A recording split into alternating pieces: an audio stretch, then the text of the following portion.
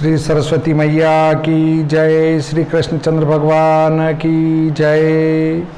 आज हम चोगड़िए की माया पर विचार करेंगे। किसी भी शुभ कार्य में देखें तो सबसे पहले ये देखते हैं कि कौन से चोगड़िए में शुभ कार्य करें। चोगड़िया सिर्फ यात्रा के लिए है। आपके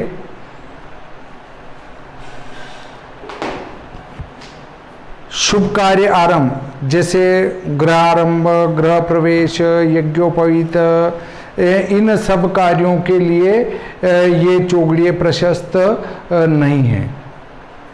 चोगड़िए का कार्य सिर्फ यात्रा में होता है।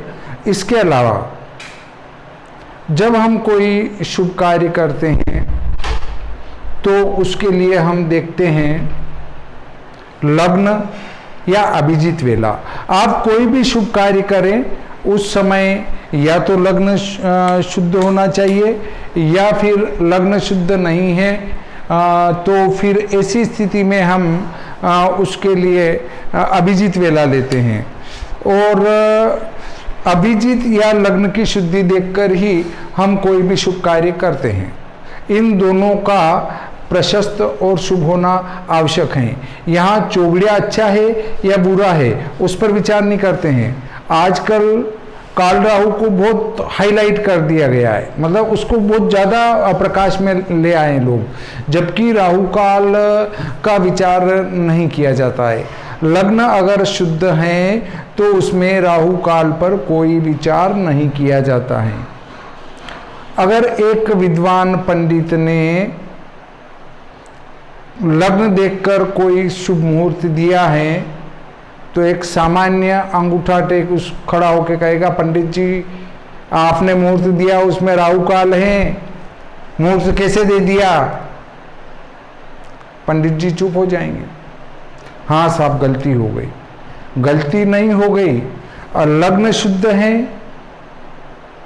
तो कोई भी दोष आपका कार्य नहीं करता है। रोग काल ये सारे चोगड़िए, उद्वेग का चोगड़िया, राहु काल, ये सब प्रभावहीन है। जहाँ लग्न बली है वहाँ ये सब प्रभावहीन है, पर उनके सामने कोई ठोस रूप से कहने वाला नहीं मिलता है।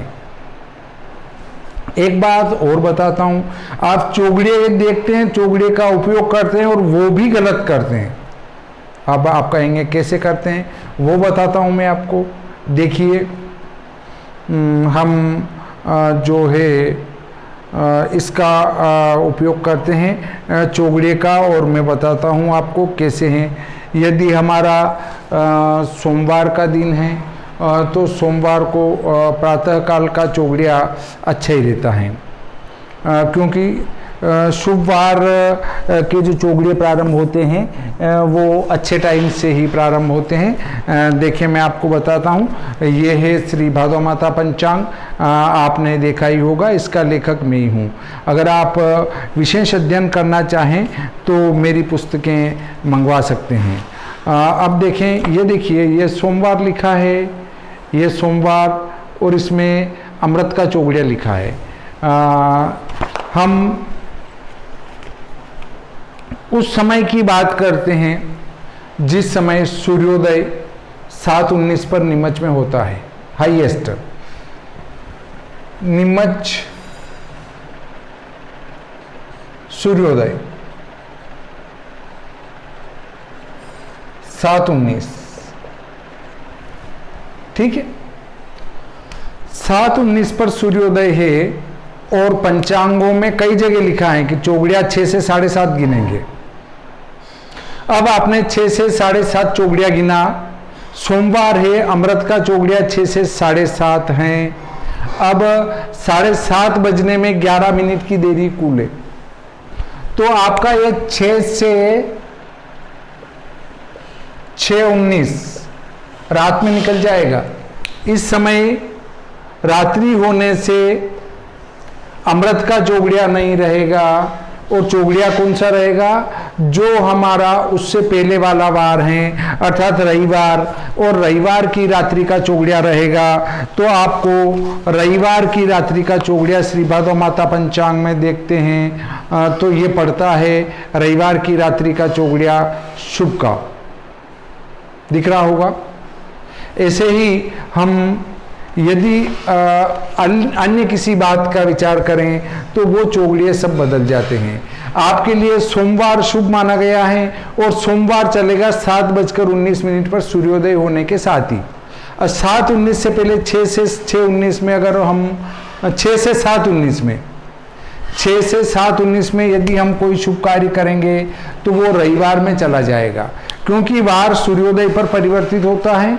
और इसके लिए आप मेरा देख सकते हैं 5 प्रकार से वार प्रवेश, वो वाला वीडियो देखें तो आपको वार प्रवेश पर भी विस्तृत जानकारी प्राप्त हो जाएगी। अब मैं आपको बताता हूं कि ये अगर आपने शुभ मुहूर्त किया तो ये रात्रि में चला जाएगा और रविवार में हो जाएगा, तब आपका कार्य असफल होगा। ऐसे ही यदि आप कोई मुहूर्त करते हैं तो प्रातः सूर्योदय से तो चौगड़िया सही है, और उसके बाद आप मुहूर्त रात्रि में ही कर लेते हैं 6 से 7:30 में, तो वो जो 6 से 7 में किया गया कार्य 6 से 7:19 में किया गया कार्य वो चला जाएगा आपके पुराने वार में, जो सूर्योदय के पहले वार है उसमें जाएगा। तो वो माना मंगलवार है तो मंगलवार आपको अशुभ कारक रहेगा, क्योंकि मंगलवार का जो चौगड़िया रहेगा रात्रि के अंत का वो कौन सा रहेगा, इस पर विचार करें तो काल का चौगड़िया रहेगा। ये आप देख सकते हैं श्री भादव माता पंचांग में लिखा है काल का चौगड़िया, ये काल का चौगड़िया। तो आप बुधवार को जो लगातार 2 चौगड़िए अच्छे हैं वो कौन से हैं, लाभ और अमृत। और अब आपने कहा कि भाई 6 से ही चौगड़िया चला, तो 6 से आपने चलाया तो 6 से आप कार्य करेंगे तो वो उस मंगलवार वाले अशुभ चौगड़िए में आप शुभ कार्य प्रारंभ कर देंगे, जो कि गलत है। अब चलते हैं, आपने चौगड़िया उतार दिया 7:30 पर समाप्त हो गया, 6 से 7:30, और अब हम विचार करते हैं अगले चौगड़िए पर। तो अगला चौगड़िया 7:30 से 9 आया, जबकि आपका चौगड़िया सूर्योदय के साथ चलेगा 7:19 से 1.25 घंटा, 7:19 से 1 घंटा 19 मिनट मान लो आप, तो 19 दूनी 38, 7 और 1 8, मतलब 7:19 से 8:38 तक आपका पहला चौगड़िया अमृत का रहेगा, और आपने उस अमृत के चौगड़िए को 7:30 बजे समाप्त कर दिया, जो कि एक गलत बात है। बहुत सारे 6:30 से 6:30 गिनते हैं, और जब 5:45 पर सूर्योदय हो जाता है 5:40 पर या 5:45 पर, तो 5:45 से 6:30 तक 1.25 घंटे का आप क्या करेंगे उस बड़े अंतर का। तो इस प्रकार जो है चौगड़िए में जो भी गणना 6 से और 6:30 से करते हैं वो साफ गलत करते हैं। चौगड़िए की गणना हमेशा सूर्योदय से की जाती है, दिन के चौगड़िए की गणना, रात्रि के चौगड़िए की गणना सूर्यास्त से की जाती है। और चौगड़िया फिक्स 1.5 घंटे का नहीं होता है, 1.5 घंटे का चौगड़िया तो सिर्फ 2 दिन होता है। वर्ष में 2 बार दिन और रात बराबर होते हैं, और उन 2 दिनों में ही जब रात और दिन बराबर हों, 12-12 घंटे के दिन और रात हों, तब ही चौगड़िया 1.5 घंटे का होगा, अन्यथा 1.5 घंटे से कम या 1.5 घंटे से अधिक होगा। अब आप देखते हैं कि जो हमारा 30 घटी अगर दिनमान है तो चौगड़िया 1.5 घंटे का होगा। 30 घटी से जैसे ही दिनमान कम हुआ तो दिन का चौगड़िया कम हो जाएगा और रात्रि का चौगड़िया बढ़ जाएगा, और जैसे ही दिन बड़ा हुआ और रात्रि छोटी हुई तो दिन का चौगड़िया बढ़ेगा, रात्रि का चौगड़िया घट जाएगा। मतलब दिन के एक चौगड़िए का मान और रात्रि के एक चौगड़िए का मान हमेशा 3 घंटे होगा। अब कैसे होगा, यदि आपका दिन का चौगड़िया 1 घंटा 19 मिनट है तो इसको 3 घंटे में से घटा दो, 10 में से 9 गया तो 1, 6 में से 2 गए 4, 3 में से 2 गया 1, यदि दिन का चौघड़िया 1 घंटा 19 मिनट है तो रात का चौघड़िया 1 घंटा 41 मिनट का होगा। तो आप दिन के एक चौघड़िए का मान निकाल लें और उसको 3 घंटे में से घटा दें तो वो रात के चौघड़िए का मान आ जाएगा। और रात के चौघड़िए को आप सूर्यास्त से जोड़ते जाएं सूर्योदय तक, तो जो आपने दिनमान या रात्रिमान में 8 का भाग लगाकर एक चौघड़िए का मान निकाला था, वो जोड़ते जोड़ते आप वहां जाएंगे तो सूर्योदय आ जाएगा। और ऐसे ही सूर्योदय से जोड़ते जाएंगे एक चौघड़िए का मान, तो सूर्यास्त तक 8 बार जोड़ेंगे और सूर्यास्त आ जाएगा। तो ही आपका गणित सही है, अन्यथा आपका गणित गलत और गड़बड़ है। दूसरी बात, चौघड़िए का मान कैसे निकालें, मैं आपको बताता हूं। अभी हमारा आज का उदाहरण ले लेते हैं। आज हमारे श्री भादवा माता पंचांग को लेते हैं और देखते हैं कि तारीख 7 जून को सूर्योदय 5:46 है और सूर्यास्त 19:14 है। ये देखिए 19:14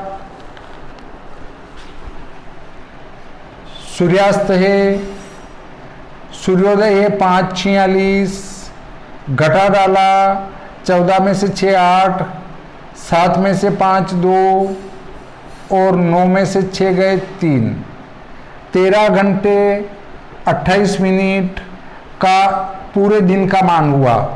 अब इसमें भाग लगाते हैं 8 का। दिन में 8 चौघड़िए, रात में 8 चौघड़िए। वैसे 7 वार होते हैं इसलिए चौघड़िए 7 होते हैं, पर सूर्योदय पर जो चौघड़िया होता है वही सूर्यास्त के पहले चौघड़िया रहता है, इसलिए दिन में 8 चौघड़िए होते हैं।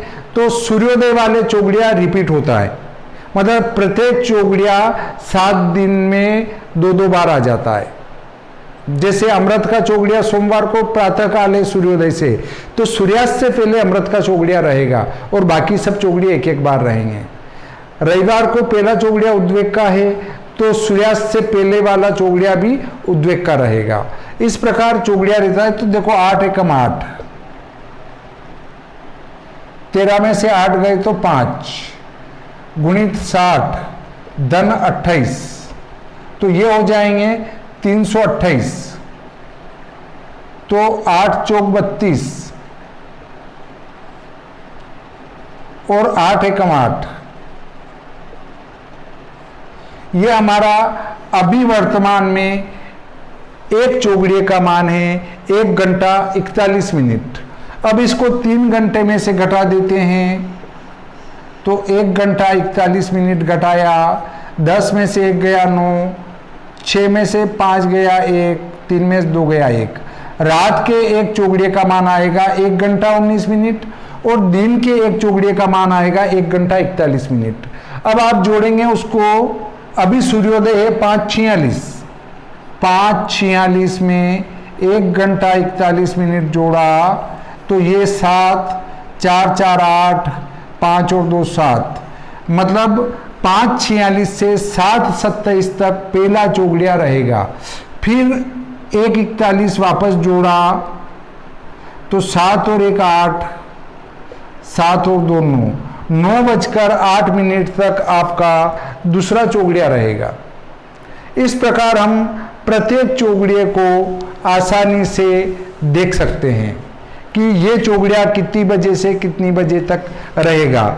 मैंने आपको एक चौघड़िए का मान निकालना और उसको लास्ट तक ऐसे जोड़ते जाएंगे तो 8 चौघड़िए का मान प्राप्त हो जाएगा।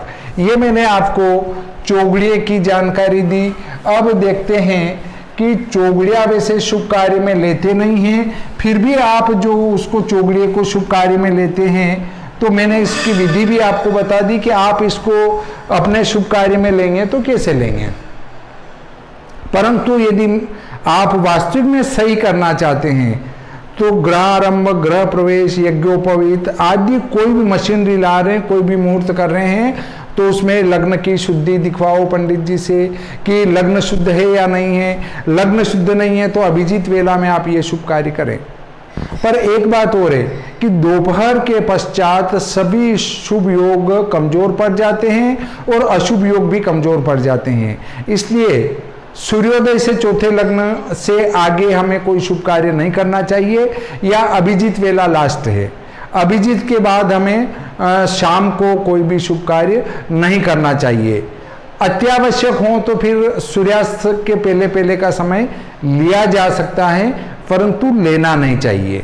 अब चलते हैं कि चौगड़े का मुख्य उपयोग क्या है। चौगड़े का मुख्य उपयोग है यात्रा, पिकनिक, भ्रमण, इसमें ही चौगड़े का उपयोग किया जाए। अब बताता हूं मैं आपको चौगड़े का स्वामी कौन है। अभी तक आपने चौगड़े के स्वामी पर विचार नहीं किया होगा, तो देखिए मैंने ये लिख रखा है, चौगड़िया उसका स्वामी।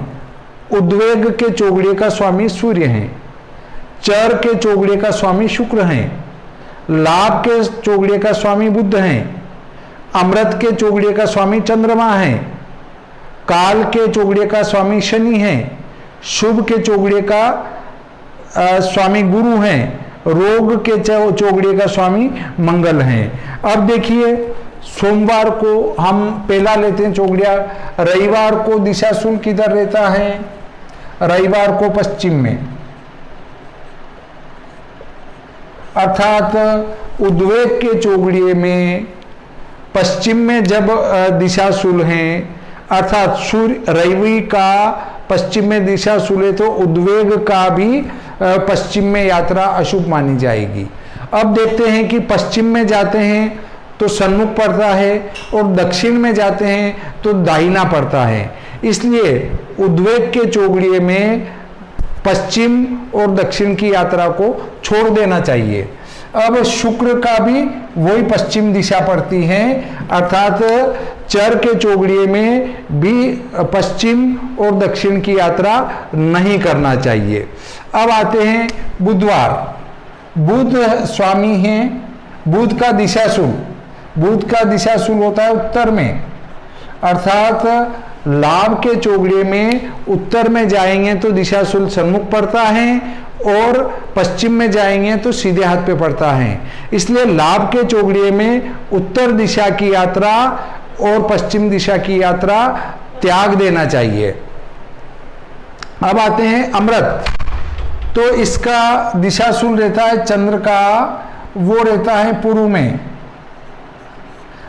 तो हम अमृत के चौगड़िए में पूर्व दिशा की यात्रा नहीं करेंगे, क्योंकि सन्मुख दिशाशूल पड़ता है और उत्तर दिशा में भी हमारा दाहिना पड़ता है। इसलिए अमृत के चौगड़िए में पूर्व और उत्तर की यात्रा त्याग दें। शनि भी वही है पूर्व का स्वामी, तो जो चंद्र में यात्रा त्याज्य वो काल के चौगड़िए में, अमृत के चौगड़िए में पूर्व और उत्तर की यात्रा नहीं करना, वैसे ही काल के चौगड़िए में पूर्व और उत्तर की यात्रा नहीं करना। गुरु का दिशाशूल होता है दक्षिण में, अर्थात शुभ का चौगड़िया हो तो भी दक्षिण दिशा की यात्रा त्यागना चाहिए और पूर्व दिशा की यात्रा भी त्यागना चाहिए, क्योंकि सीधे हाथ पर दिशाशूल पड़ेगा। शुभ के चौगड़िए में हम दक्षिण और पूर्व की यात्रा नहीं करेंगे।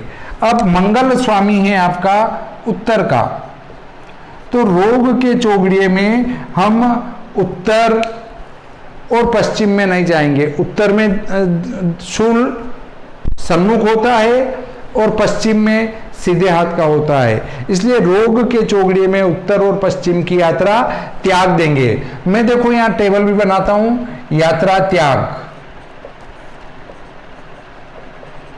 दिशा, यात्रा त्याग दिशा, अर्थात उद्वेग में आप पश्चिम और दक्षिण ये यात्रा नहीं करना। इसमें भी ये कि यही दक्षिण और पश्चिम की यात्रा नहीं करना। बुध में एक तो उत्तर की और दूसरी पश्चिम की यात्रा नहीं करना। वैसे ही अमृत में पूर्व की और उत्तर की यात्रा नहीं करना। ऐसे ही शनि में भी पूर्व और उत्तर की यात्रा नहीं करना। गुरु में दक्षिण और पूर्व की यात्रा नहीं करना। मंगल में उत्तर और पश्चिम की यात्रा नहीं करना। अब आप टेबल से समझ लें कि उद्वेग का चौगड़िया हो तो पश्चिम और दक्षिण की यात्रा न करें। ऐसा ही चर के चौगड़िए के लिए भी होगा। लाभ के चौगड़िए में उत्तर और पश्चिम की यात्रा न करें। अमृत के चौगड़िए में पूर्व और उत्तर की यात्रा न करें। काल के चौगड़िए में पूर्व और उत्तर की यात्रा न करें। शुभ के चौगड़िए में दक्षिण और पूर्व की यात्रा न करें। रोग के चौगड़िए में उत्तर और पश्चिम की यात्रा न करें। ये इस प्रकार मैंने आपको चौगड़िए के का दिशाशूल कहाँ होता है, चौगड़िए में दिशाशूल कहाँ रहता है, मतलब चौगड़िए में भी कुछ दिशाएं यात्रा के लिए वर्जित की गई हैं और वो मैंने आपको यहाँ टेबल बनाकर बता दी। अब आप ये समझ चुके होंगे कि चौगड़िया क्या है। इसको चौगड़िया क्यों कहते हैं उसको भी मैं बताता हूँ आपको कि इसका चौगड़िया नाम कैसे पड़ा। ये देखिए 30 घटी का हमने दिनमान माना, इसमें 8 का भाग लगाया तो 8 तिया 24, 360, 8 चौक 32, 8 पंजो 40। 30 से अधिक हो तो आगे एक बढ़ाते हैं तो यहां पर लगभग 4 घटी होती है। ये 4 घटी मोटे मान से मध्यम मान से 4 घटी होने के कारण से हम इसको चौगड़िया कहते हैं। चौगड़िया 4 घड़ी वाला होने से चौगड़िया। अब देखते हैं कि हमारे यहाँ दिनमान 33 घटी तक हो जाता है। अब 33 घटी में 8 का भाग लगाएं तो 8 चौक 32 होता है, इससे भी हमारा ऊपर जा रहा है, इसलिए इसको चौगड़िया नाम दे दिया गया है। परंतु ये चौगड़िया हमारे प्राचीन शास्त्रों में इसको प्रशस्त नहीं माना है, ये बाद में क्षेपक के रूप में जोड़ा गया है जो कि सिर्फ यात्रा में ही विचारणीय है। अब आप मेरे बात को संपूर्णतया अच्छी प्रकार से समझ चुके होंगे कि चौगड़िए का जो हम विचार ग्रह आरंभ, ग्रह प्रवेश, ऑपरेशन कराना न कुछ भी करना न उसमें करते हैं, वो सब गलत कर रहे हैं। लग्न की शुद्धि या अभिजीत में ही शुभ कार्य का आरंभ करें, ऐसा शास्त्र का मत है, मेरा मत नहीं है।